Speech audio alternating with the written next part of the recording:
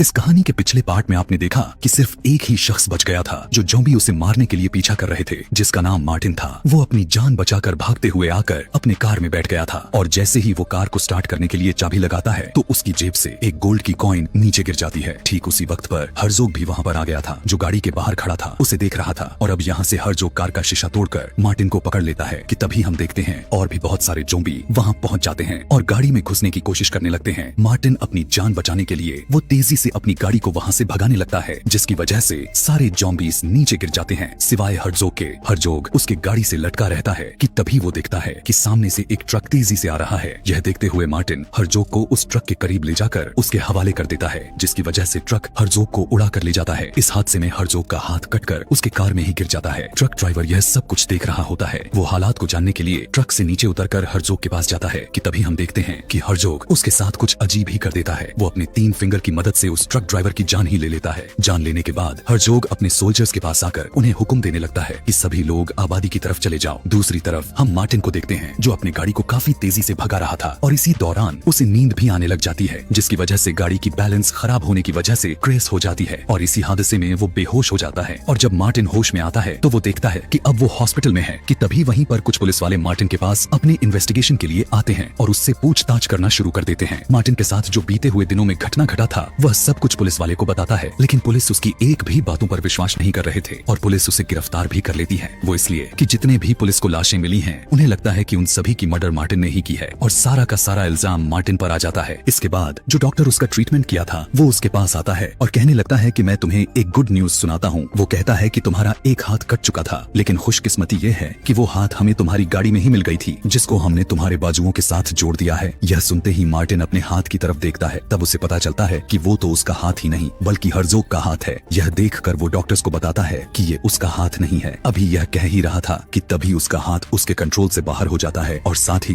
वो उन डॉक्टर्स पर हमला कर देता है और उन्हें जख्मी कर देता है। इसके बाद वो बड़ी मुश्किल से मार्टिन को पकड़ते हैं और उसे बेहोश कर देते हैं। यहाँ पर हमें पता चलता है कि हर्जोग और उसकी टीम पॉपुलेशन में दाखिल हो चुके थे। वो एक घर के अंदर जाकर वहाँ के रहने वाले को मार देते हैं। अब क्योंकि हर्जोग का हाथ कटा होता है इसीलिए वो अपने नाजी डॉक्टर की मदद से अपने हाथ का ऑपरेट करवाकर उसे जुड़वा लेता है और वो हाथ मार्टिन का था जब मार्टिन ने ज़ॉम्बी बनने की डर से अपने हाथ को ही काट दिया था और वही हाथ इन लोगों को मिल गया था जो अब हर्जोग के हाथ में है। यहाँ पर हम देखते हैं कि हर्जोग के अंदर इतना ज्यादा पावर्स थी कि जब डॉक्टर मार्टिन की हाथ को उसके पास लेकर जाता ही है तब वो खुद आपस में जुड़ जाता है। इसके बाद हर्जोग को एक कब्रिस्तान में दिखाया जाता है और इसी कब्रिस्तान में उन जर्मन सोल्जर को दफनाया गया था। हर्जोग उसे दोबारा से जिंदा करने की कोशिश करता है लेकिन इसमें वो नाकाम हो जाता है। तब इनका डॉक्टर हर्जोग को बताता है कि इन कब्रों में पड़ी मुर्दों की लाशें काफी पुरानी हो चुकी हैं और वो गलकर सड़कर खत्म हो चुकी हैं और अगर हम चाहते हैं कि ये दोबारा जिंदा हो तो इसके लिए हमें फ्रेश डेड बॉडीज यानी जिंदा लोग चाहिए होंगे। यह सुनते ही हर्जोग वहीं के एक चर्च में जाता है। वहीं पर एक आदमी होता है जिसका नाम प्रिस्ट होता है। वो उसे मारकर उसके चेहरे पर हाथ रखता है जिसकी वजह से वो दोबारा जिंदा हो जाता है और वो भी उसकी सोल्जर में शामिल हो जाता, यानी अब वो भी उसका एक स्लेव हो जाता है। यहाँ पर हमें पता चलता है कि हर्जोग काफी पावरफुल था। यहाँ पर हम मार्टिन को देखते हैं जो हॉस्पिटल के बेड पर होता है और उसको बेड पर काफी टाइट तरीके से बांधा गया होता है। उसी के साथ बाहर एक पुलिस वाला भी होता है जो गहरी नींद में सो रहा था कि तभी मार्टिन के पास एक बच्चा आता है जिसका नाम बॉबी होता है। वो बच्चा दरअसल अमेरिकन ट्रेवलर था, इसीलिए जब वो देखता है कि पुलिस वाला सो रहा है तो इसी का फायदा उठाकर मार्टिन के कमरे में चला जाता है। वहाँ उसकी नजर उसके हाथ में लगे हुए ज़ॉम्बी के हाथ पर पड़ती है जो कि उसको काफी अच्छा लगता है, जिसके बाद वो उस पिक्चर को खींचता है और उस पिक्चर को ज़ॉम्बीज हंटर, जिन्हें ज़ॉम्बीज स्क्वाड भी कहा जाता है, यानी जो ज़ॉम्बीज का शिकार करते हैं, उनको सेंड कर देता है। उन ज़ॉम्बीज स्क्वाड का ताल्लुक अमेरिका से था और उनका प्रोफेशन ही ज़ॉम्बीज का शिकार करना ही था। यह देखते हुए मार्टिन उस बच्चे को किसी किस्म का लालच देने लगता है क्योंकि अब वो बंधा था, इसीलिए वो बच्चा उसे खोलकर आजाद कर देता है। वो बाहर आकर देखता है कि वहाँ पर पुलिस वाला है, इसीलिए वो भाग नहीं सकता था कि तभी उसके हाथ में लगे हर्जोग का हाथ एक अजीब काम करता है। उस बच्चे यानी बॉबी को उठाकर विंडो से बाहर फेंक देता है। यह देखते हुए मार्टिन उसके पास जाकर देखने लगता है कि बच्चा बेहोश हो चुका है, इसीलिए वो उसे होश में लाने के लिए उसके चेस्ट पर प्रेस करता है, लेकिन इतना ज्यादा दबा देता है कि वो बच्चा वहीं पर मर जाता है क्योंकि उसकी चेस्ट की सभी की सभी हड्डियां टूट जाती हैं और यह सब कुछ उस हाथ की वजह से हुआ था। यह सब पुलिस वाला उस खिड़की से देख रहा था और अब उसका शक यकीन में पूरी तरह से बदल जाता है कि मार्टिन ने बॉबी को मार दिया है। मार्टिन वहाँ से भागने लगता है और पुलिस वाला उसका पीछा करता है। तभी वहाँ पर एक बार फिर से उसके हाथ ने एक और उल्टा काम कर दिया था। वो यह होता है कि वहाँ पर बहुत सारी गाड़ियां खड़ी हुई थी। मार्टिन एक मर्सिडीज के पास जाकर उसकी लोगो को उतार लेता है और उस पुलिस वाले की तरफ फेंकता है और वो लोगो पुलिस वाले के सिर पे जाकर लग जाता है, जिसकी वजह से वो काफी बुरी तरह से जख्मी हो जाता है। इसके बाद हम देखते हैं कि वो हाथ खुद गाड़ी का शीशा तोड़ता है और गियर लगाता है और गाड़ी को स्टार्ट करके वहाँ से भाग जाता है। उसी गाड़ी में बॉबी का फोन था जिस पर जॉम्बीज के स्क्वाड कॉल करते हैं। मार्टिन उनसे बात करता है और वो जॉम्बीज की सारी कहानी उनको बता देता है। इसकी जवाब में वो सभी लोग कहते हैं कि हम उसकी मदद करने नॉर्वे से आ रहे हैं। तब तक तुम इस बात का पता लगाओ कि उन जॉम्बीज का मकसद क्या है, इन सब बर्बादी के पीछे वो क्या चाहते हैं। यहाँ पर हम ये जान पाते हैं कि उन जॉम्बीज हंटर का लीडर डैनियल होता है और इसी के साथ उसके 2 असिस्टेंट्स होती हैं जिनका नाम मोनिका और ब्लैक होता है और वो दोनों नर्स थी। इन दोनों को देखने के बाद एक बात तो एकदम से तय थी कि अब मार्टिन का बचना काफी मुश्किल था। जिसके बाद अब ये लोग नॉर्वे पहुंच जाते हैं। यहाँ पर आते ही मार्टिन का लोकेशन का पता भी चल जाता है। लोकेशन मिलते ही वे सभी वहाँ पर जाने का डिसाइड करते हैं, लेकिन उससे पहले वो लोग कुछ हथियार खरीदते हैं ताकि उससे लड़ा जा सके और उस हथियार से उन जॉम्बीज को मारने में काम आ सके। इसके बाद आगे हम देखते हैं कि मार्टिन एक वर्ल्ड वॉर 2 के म्यूजियम में जाता है। वहीं पर एक आदमी था जो कि उस जगह की क्लर्क होता है और मार्टिन उस क्लर्क से हर्जोग के बारे में पूछता है। मार्टिन काफी समय तक उससे पूछता है, लेकिन क्लर्क उसे कोई भी जवाब नहीं देता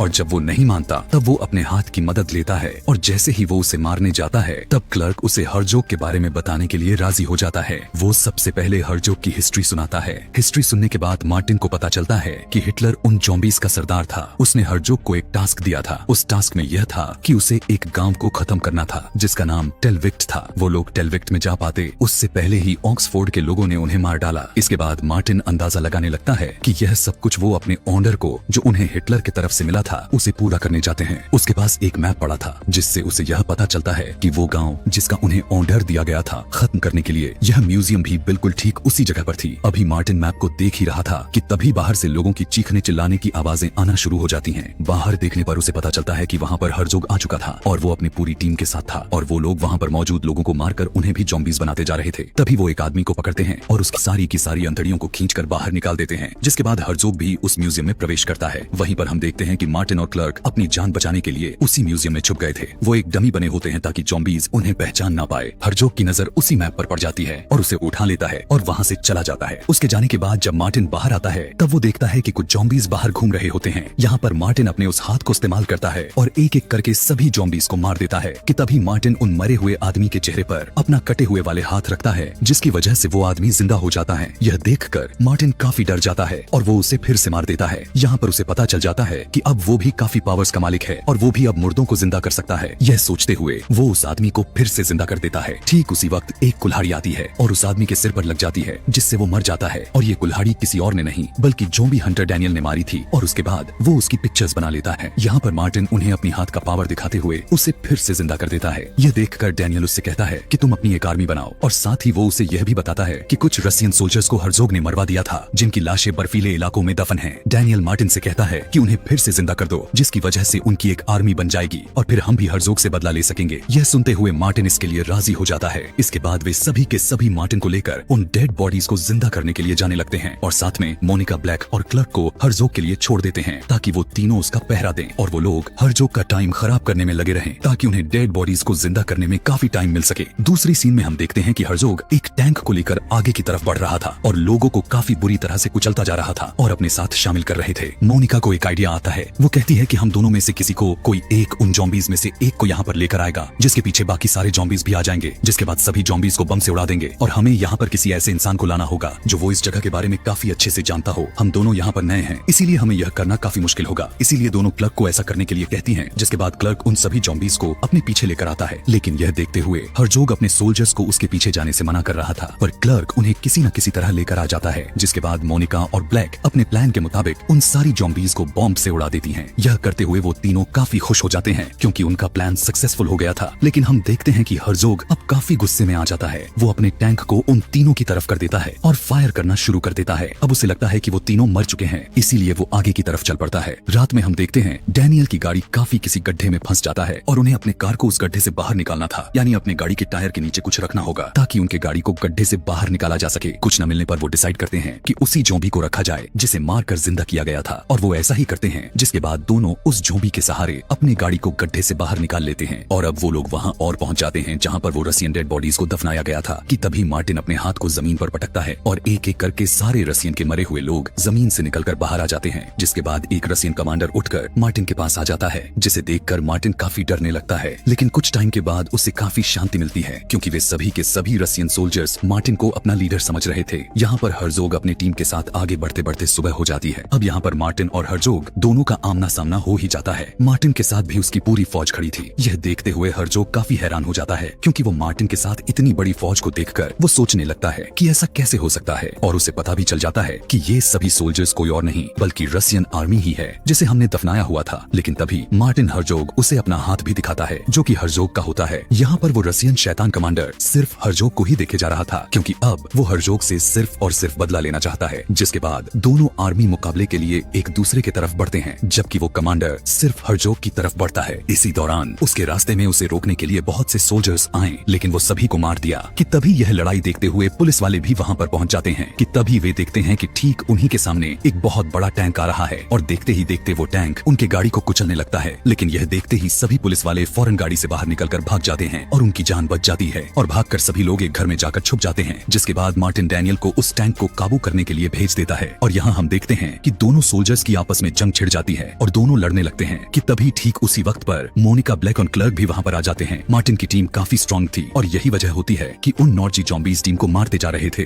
यहाँ पर हमें एक बहुत ही अजीब चीज देखने को मिलता है। जो हर्जोग का डॉक्टर होता है वो अपने मरे हुए टीम को जल्दी जल्दी से जिंदा किए जा रहा था ताकि वे सभी फिर से उनसे लड़ सकें। यहाँ पर इस लड़ाई में रसियन कमांडर हर्जोग को मारने ही वाला था कि तभी पीछे से एक ज़ॉम्बी उस पर अटैक कर देता है और हर्जोग की टीम आकर उसे पकड़ लेती है और हर्जोग और उसके बाकी के सभी लोग मिलकर उसे मार देते हैं। अब यहाँ पर एकदम से तख्त ही पलट जाता है क्योंकि अब मार्टिन की आर्मी हार रही थी। यह देखते हुए वो लोग सोचने लगते हैं कि अब हमें हर्जोग को मार देना चाहिए क्योंकि हर्जोग ही है जिसकी वजह से सारे ज़ॉम्बीज़ जिंदा थे और अगर वही नहीं रहा तो उसके सारे के सारे फौज भी खत्म हो जाएगी। यह सोचते हुए मार्टिन हर्जोग को मारने के लिए उसके तरफ बढ़ता है। इस लड़ाई में हर्जोग मार्टिन को काफी मारता है लेकिन मार्टिन भी कुछ कम नहीं था क्योंकि अब उसके पास भी हर्जोग का एक हाथ था। यहाँ पर डैनियल टैंक में घुसकर दो सोल्जर्स को मौत का नींद सुला देता है। अब जैसे ही टैंक उस घर में घुसता है वो दोनों उस टैंक पर चढ़ जाते हैं और बाहर जो दूसरी जंग छिड़ी हुई थी उनमें से रसियन मारे जाते हैं और सारे के सारे नाजी जो भी जिंदा बच जाते हैं। मार्टिन की तरफ से अब सिर्फ 3 लोग बचते हैं जिनमें मोनिका, ब्लैक और क्लर्क थे। कि तभी उन तीनों में से क्लर्क को मार दिया जाता है और अब मोनिका और ब्लैक ही जिंदा बचे थे जो कि अब वो दोनों चारों तरफ से फंस गई थी। यहाँ दूसरी तरफ मार्टिन और हर्जोग की लड़ाई उसी टैंक के ऊपर हो रही थी। टैंक के अंदर फिर से डैनियल एक सोल्जर को मारकर उस टैंक पर काबू पा लेता है। बाहर इन दोनों की लड़ाई में मार्टिन एक गाड़ी पर गिर जाता है और अब जैसे ही हर्जोग मार्टिन को मारने ही वाला था कि तभी डैनियल टैंक को हर्जोग की तरफ मोड़कर शूट कर देता है जिसकी वजह से उसका सिर उड़ जाता है और मारा जाता है। हर्जोग के मारे जाते ही उसके सारे के सारे आर्मी अपने आप ही मर जाते हैं और मोनिका और ब्लैक दोनों की जान बच जाती है और अब इनका मिशन पूरा हो जाता है और ज़ॉम्बीज़ हंटर वहाँ से चले जाते हैं। मार्टिन भी वहाँ से निकलकर एक कब्रिस्तान में जाता है और वो वहाँ पर एक कब्र पर जाता है जो कि हैना की होती है। मार्टिन कब्र को खोदकर उसकी डेड बॉडी को बाहर निकाल देता है और अब फाइनली मार्टिन हैना को जिंदा कर देता है क्योंकि उसके पास हर्जोग का कटा हुआ हाथ था। जिसके बाद वो दोनों फिर से एक साथ रहने लगते हैं। यहाँ पर हम देखते हैं कि नाजी डॉक्टर अभी भी जिंदा था